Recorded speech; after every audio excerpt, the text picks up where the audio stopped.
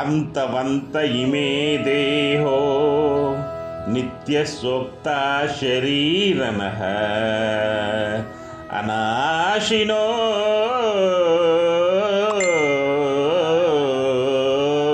ప్రేమేయస్య తస్మాద్యుద్ధస్య భారత తస్మాద్యుద్ధస్య భారత.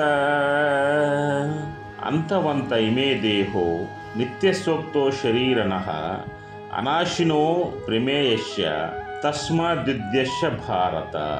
అయితే ఈ శ్లోకంలో ఇక్కడ నిత్యస్య అంటే నిత్యుడను అని, అనాశిన అంటే నాశనము లేనివాడును అని, అప్రమేయస్ అంటే ప్రత్యక్షాది ప్రమాణములచే గెలుచుకొనబడిన వాడునగును అని, శరీరన అంటే దేహీయుడైన ఆత్మ యొక్క అని, ఇమే దేహో అంటే ఈ శరీరములో అని, అంతవంత అంటే వినాశము కలవిగా అని, అంటే అంతము ఉన్నాయి అని అర్థం. నెక్స్ట్ ఉక్తాహ అంటే చెప్పబడినవన్నీ, తస్మాత్ అంటే కారణము వలన అంటే ఆ కారణం వలన, భారత అంటే ఓ అర్జున అని, ఇక్కడ భారత అంటే అర్జున అని, కౌంతేయ అన్నా కానీ అర్జుననే వస్తుంది. యద్ధస్య అంటే యుద్ధము చేయుము అని అర్థం. అయితే ఈ శ్లోకానికి తాత్పర్యం ఏంటంటే, ఓ అర్జున, నిత్యుడును నాశన రహితుడును ఆ ప్రమేయమునొకడుగు దేహి ఆత్మ యొక్క ఈ దేహములు నాశవంతములుగా చెప్పబడినవి. ఆత్మయో శాశ్వతం. కాబట్టి ఆత్మను గూర్చి గాని దేహమును గూర్చి గాని శోకమును వదిలి